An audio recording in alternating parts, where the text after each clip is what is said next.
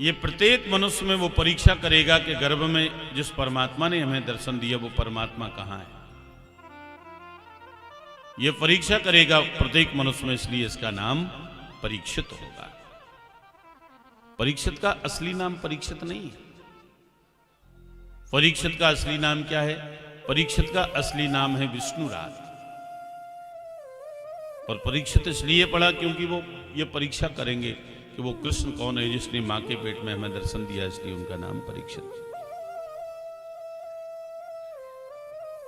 इधर भगवान ने सोचा द्वारिका में कि यादवों की संख्या 56 करोड़ हो गई है, कहीं ये यादव लोग पृथ्वी पर भार बन करके न रह जाएं, इसलिए उन्होंने सोचा कि मैं अपने ही सामने इनका सबका हिसाब किताब करके जाऊंगा।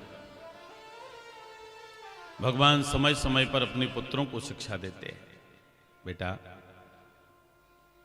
भगवान अपने पुत्रों को समझाते हैं कि जीवन में कभी भी किसी संत का अपमान मत करना, किसी ब्राह्मण का अपमान मत करना। पीले वस्त्र पहने हुए, भगवा वस्त्र पहने हुए कोई व्यक्ति दिखाई दे जाए, सम्मान न कर पाओ तो कोई बात नहीं, लेकिन भूल करके भी कभी अपमान मत करना, क्योंकि संत हमारा हृदय है, क्योंकि तुम द्वारकाधीश के पुत्र हो। सुंदर भी हो, पदवी है। एक बात का ध्यान रखना बंधुओं, जिस व्यक्ति के पास में सुंदर रूप हो, धन हो और पद हो, ये तीन बातें जिस व्यक्ति के पास में हैं, और उस व्यक्ति के पास में यदि विवेक नहीं है तो व्यक्ति अनर्थ किए बगैर रह ही नहीं सकता है। रूप, धन और पद के साथ में विवेक का होना भी जरूरी है। इसलिए तुम रूपवान भी हो, धनवान भी हो, पद भी है तुम्हारे पिता के पास, द्वारकाधीश हैं हम, इसलिए इसका कभी अपमान मत करना। संतों का सम्मान करना, भूल के भी कभी उनका अपमान मत करना। जब भगवान ने अपने पुत्रों को बैठा करके ये शिक्षा दी है तो यादव कुमार थे, उनके मन में एक बात आई कि आजकल हमारे पिताजी ज्यादा संतों की चर्चा करते हैं, बड़ी तारीफ करने में लगे रहते हैं संतों की, ब्राह्मणों की। जरा देखें तो इनके अंदर है क्या। ऐसा उत्पात उनके दिमाग में आया। भगवान कृष्ण का एक पुत्र है सांब। सांब किसका पुत्र है? किस पत्नी का? कृष्ण की किस पत्नी का पुत्र है? जामवंती का। सांब बड़ा सुंदर था वो। अच्छा, सांब का मतलब क्या है? सा अम्ब। एक बार भगवान शंकर में और पार्वती जी में इस बात को लेकर के झगड़ा हो गया। भगवान शंकर कहते हैं कि मैं कृष्ण का पुत्र बन के जाऊंगा। पार्वती जी कहने लगी नहीं, मैं उनकी बेटी बन के जाऊंगी। दोनों में जब झगड़ा ज्यादा हुआ तो जब सामंजस्य हुआ तो यह हुआ कि दोनों मिलकर के चले। जो सांब का जन्म हुआ, ये दोनों सा अम्ब, शिव जी के सहित अम्बा, इसलिए उसका नाम सांब पड़ा। सांब बहुत सुंदर था, तो यादव कुमारों ने क्या किया कि सांब को एक साड़ी पहना दी, लंबा सा घूंघट डाल दिया और पेट से एक लोहे की कढ़ाई बांध दी ऐसी। ये लगने लगे कि ये बहू गर्भवती है हल्का सा। और जैसे नई बहू को पकड़ते हैं ना, दो यादव कुमार इस तरफ हो गए, दो इस तरफ हो गए, पकड़ करके नई बहू को पकड़ करके गए,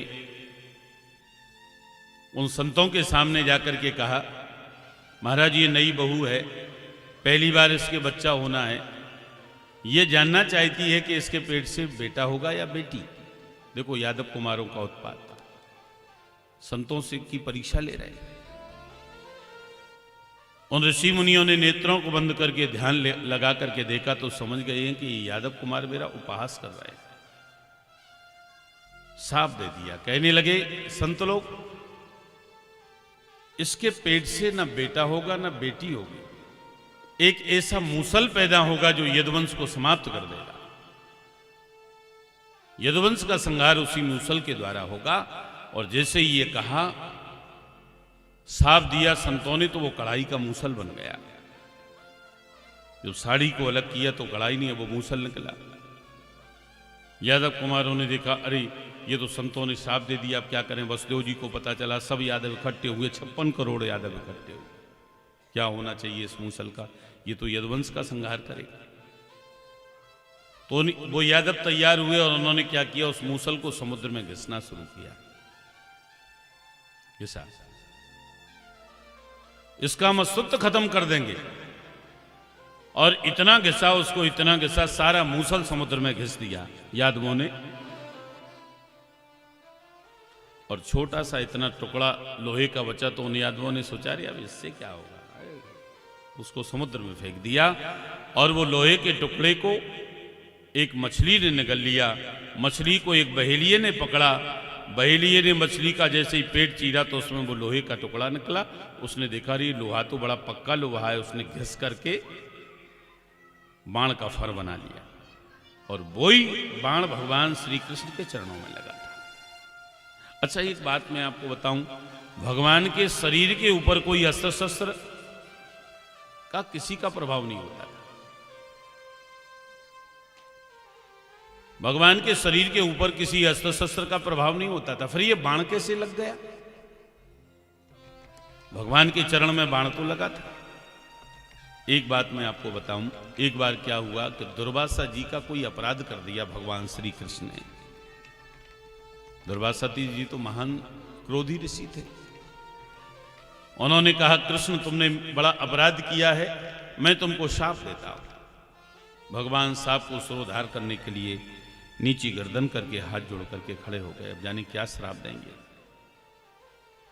दुर्वासा जी ने कहा कि इसी समय गरम गरम एक मटके में खीर बना करके लाओ। भगवान ने बिल्कुल खौलती हुई खीर, गरम गरम धुआं निकलता हुआ खीर बना करके भगवान लाए। दुर्वासा जी के सामने आकर के खड़े हो गए, कहने लगे, महाराज आपकी आज्ञा के अनुसार ये गरम गरम खीर आपके सामने लेकर के आया हूं, अब क्या करना है। दुर्वासा जी कहने लगे, इसी गरम गरम खीर को इसी समय अपने शरीर के ऊपर डालो और पूरे शरीर में मलो। भगवान सोचने लगे, ये तो सस्ते में निपट गया, हम तो सोच रहे थे जाने क्या श्राप देंगे। और भगवान ने तुरंत ही वो खीर अपने शरीर के ऊपर डाली और पूरे शरीर के ऊपर गरम गरम खीर को मला। और जैसे ही भगवान के चरण आए तो भगवान ने सोचा कि ये संत का प्रसाद है, इसे यदि मैं अपने चरणों में लगाऊंगा तो इसमें संत के प्रसाद का अपमान होगा। इसलिए उन्होंने सिर्फ तलवों में खीर नहीं लगाई, पूरे शरीर में खीर लगाई। दुर्वासा जी देख रहे थे। दुर्वासा जी कहने लगे, हे कृष्ण तुमने ये क्या किया? मैंने तुम्हें ये खीर तुम्हारे शरीर में लगाने के लिए इसलिए दी कि तुम्हारा शरीर सारा वज्र का हो गया, अब इस शरीर के ऊपर कोई अस्त्र शस्त्र का प्रभाव नहीं होगा, लेकिन तुम्हारे तलवे जो हैं वो कमजोर हो गए। तुमने तलवों में खीर नहीं लगाई है, इसलिए तुम्हारे तलवे कमजोर हो गए हैं, इसलिए तुम्हारी मौत का कारण जो है ये तलवा ही बनेगा, तुम्हारा तलवा कमजोर हो गया। बंधुओं,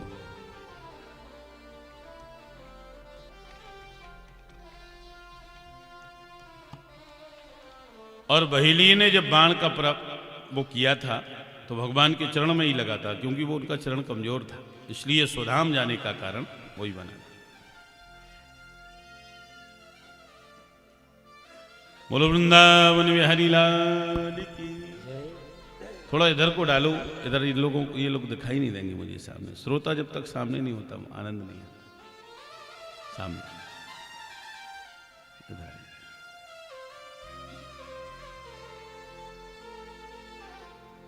हृदय जी के लिए आड़ हो रही है थोड़ी सी, आप इस तरफ और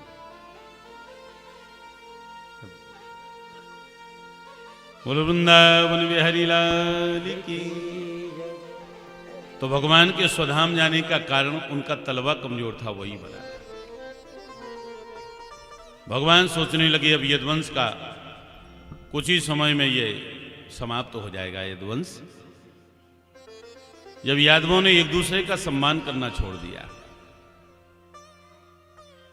बड़े छोटे का कोई सम्मान नहीं रहा, यदि कोई बड़ा व्यक्ति उनको बचाने के लिए जाता, उनको समझाने के लिए जाता, आपस में लड़ने लगे तो उसी के ऊपर भी बदल जाते। भगवान जब गए हैं तो भगवान ने उनको समझाया, लेकिन भगवान के ऊपर भी बदल गई तो भगवान समझ गए कि अब यदुवंश का संहार निश्चित है।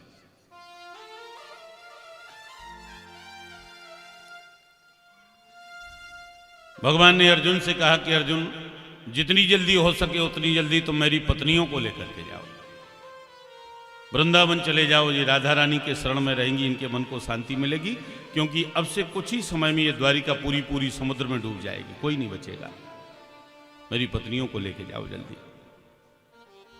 अर्जुन ने भगवान की पत्नियों को अपने साथ में लिया, लेकर के द्वारिकापुरी से वृंदावन की तरफ जा रहे थे, वहीं भगवान बीच में भील बन करके आ गए और अर्जुन से अपनी पत्नियों को छीन लिया है। ये सब भगवान ने क्यों किया? इसलिए कि अर्जुन का गर्व नष्ट करने के लिए कि अर्जुन, तुम ये मत समझना कि तुमने इतना बड़ा महाभारत का युद्ध अपने धनुष के बल पर जीत लिया, नहीं, तुम्हारे अंदर मेरी शक्ति काम कर रही थी, मेरे बगैर तुम कुछ नहीं, अर्जुन कुछ नहीं कर पाए। तभी से एक कहावत, बड़ी प्रसिद्ध कहावत है, आप सब लोग जानते होंगे, ये चल गई है कि समय समय से होते है समय बड़ो बलवान, और भीलन लूटी गोपियां बेई अर्जुन बेईमान। सब कुछ वही था, लेकिन अर्जुन कुछ नहीं कर पाए, क्योंकि अर्जुन की शक्ति को भगवान ने खींच लिया, अर्जुन तेजहीन हो गए।